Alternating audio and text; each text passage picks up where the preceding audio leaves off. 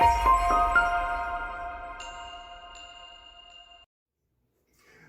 I'm Charles, and in this video, I'm going to show you how you can start the process of making 2 quarts of wine for less than $2 using only 10 minutes of your time.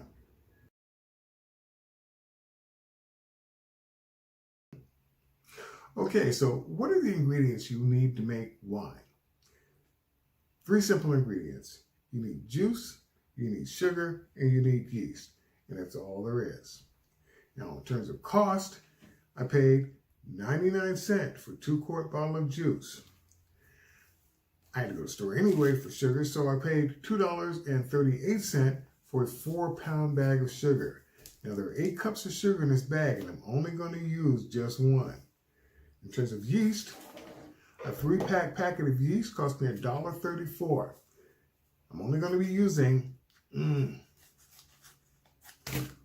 of these. That brings my cost down to 45 cents per pack.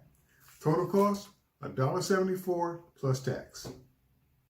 Now, when selecting your juice, make sure it's 100% juice.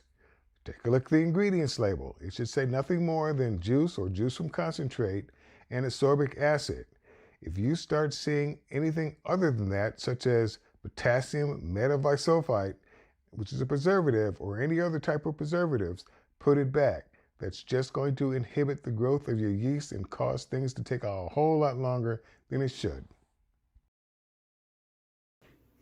Well, okay. Now that we know what we need and how much it costs for us to get it, it's now time for us to start doing it. First thing we're going to do is just go ahead and open up the cap, and we're going to pour off about a cup of the juice. No need to be precise, just about a cup. And the reason why we're doing that is because we are going to pour in a cup of sugar. And that's roughly about a cup-ish. So we'll go ahead and we'll pour in the sugar.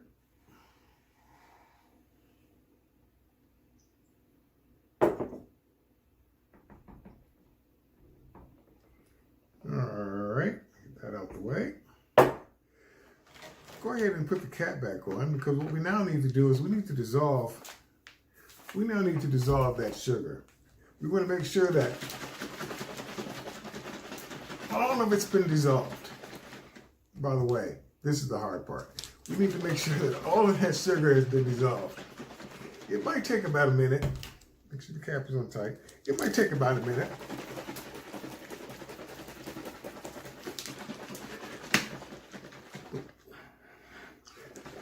But while you're in the process of dissolving the sugar, you're also incorporating a lot of air into the juice. And that's a good thing, because your yeast needs air to breathe. And while it's breathing in that air, the oxygen, and eating up all that sugar, it's going to be producing both CO2 and also alcohol, which is what we're really trying to do here. So we'll go ahead and get that firmly dissolved so that there are no crystals falling out towards the bottom. It might take a minute or 2. Just want to make sure you do a very good job of it. I mean, it's not like super critical. I mean, if there are a couple of crystals down at the bottom, it's not the end of the world. The yeast will find it, and the yeast will eat it. But it's more so getting that juice oxygenated, so that they'll have something to eat and live on. Just about there.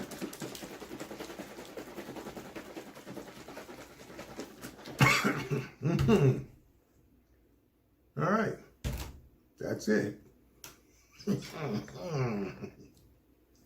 ahead and open it up. And our next step, we're going to add the yeast. You don't need a lot of yeast. I mean, yeah, you could pour in the entire packet, but you don't really need to, because quite honestly, you don't need that much yeast. It's not going to make the job any faster. What we're going to add is about a 1/4 teaspoon. And all you need to do is just sprinkle it on there, like so. We want to add back as much of that juice as we can, because let's just be honest, this is going to be wine. So let's add that back in.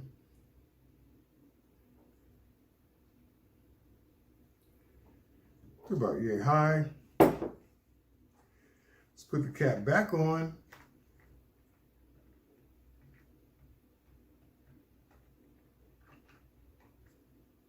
Now, as far as the cap is concerned, you don't need to tighten it back up the way it was when you originally got it. What you want to do is just tighten it, but then turn it about a quarter of a turn.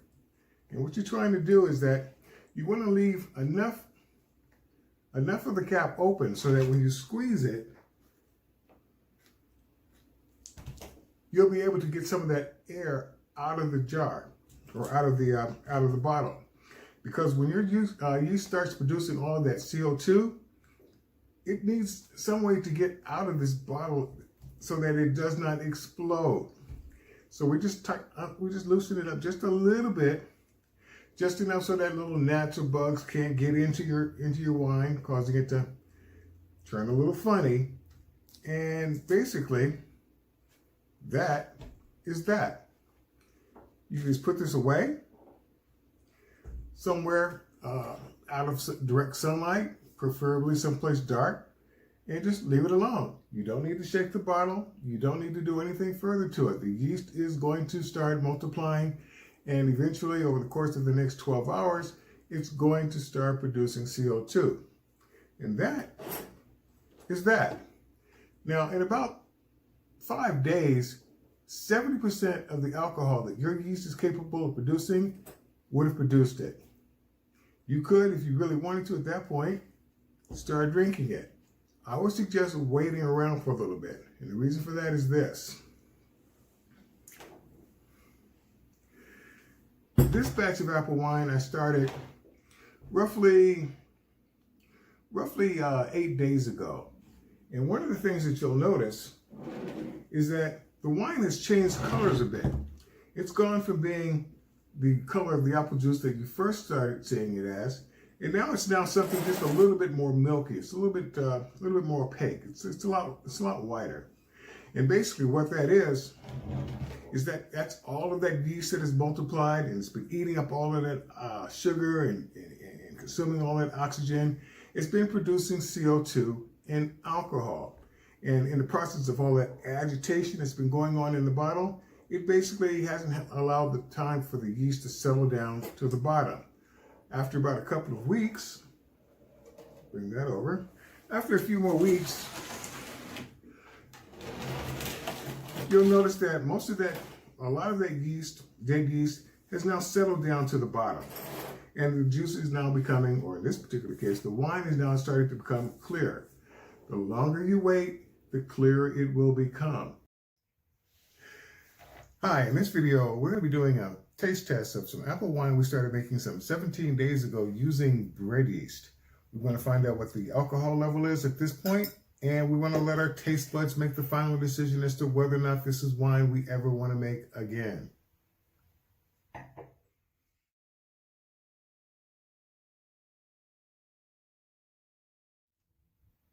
Hi, I'm Charles, and welcome to DIY Fermentation, your site for those of you who are trying to learn fermentation on a shoestring budget. Now then, if you enjoyed this channel and you'd like to see more of it, then please click on the subscribe and notify buttons, and I'll put one out every week. Okay, it's been 17 days since we first started making this apple wine using bread yeast. I think it's now time for us to find out how it turned out. First thing again we want to do is to take an alcohol or gravity reading to find out how much alcohol it produced. And let's see if we can get that one going right now. Suck up a nice full scoop here.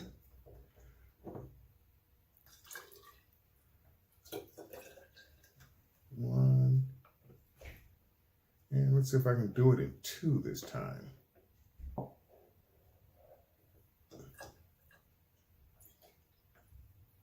Ah, success.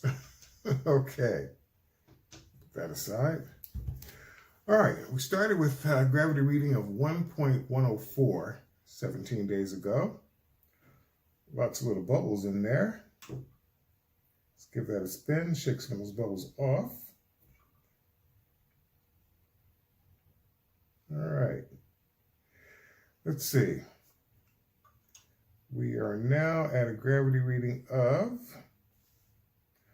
1.030. All right, so let's find out what that means. If we start with a gravity reading of 1.104, and we subtract our new reading of 1.030, and we multiply that by 131.25, we've got an alcohol by volume reading of 9.7125. Almost 10%, not quite, close to 10%, which is not bad. It's not too bad. It's okay. But now that we know how much alcohol is in it, let's find out how it tastes. Let's leave that and let's pour us a glass. I'm not worried about the sediment or anything else that might get picked up because I intend to do this very carefully. We have not racked this wine during that period of time, which would have normally happened around day 5 or 7. As you can see, it's still cloudy. There is still sediment at the bottom of the jug. It's not quite clear, which is what you would normally expect if you had let it sit for longer periods of time, like at least a month or two, at the very least. But it's not too bad. It's okay. Again, the opaqueness is nothing more than just any remaining yeast that might still be floating in suspension, which is okay. Smells okay.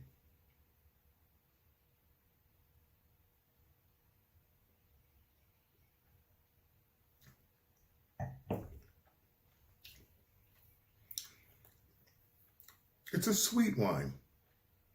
It does have a distinct apple flavor to it.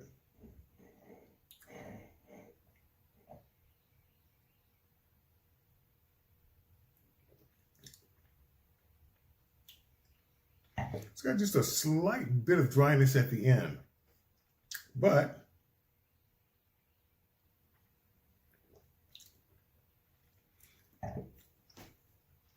it's not too bad.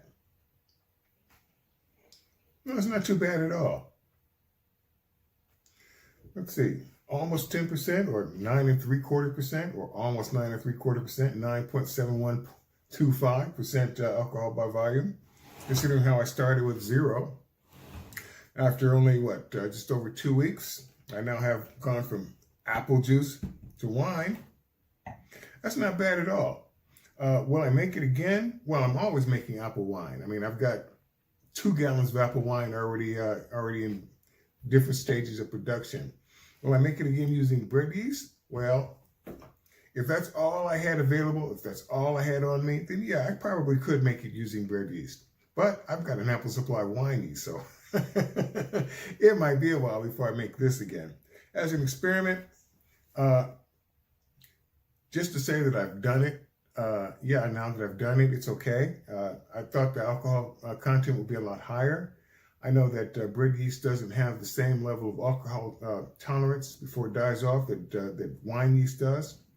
But no, that's not too bad. That's not too bad at all.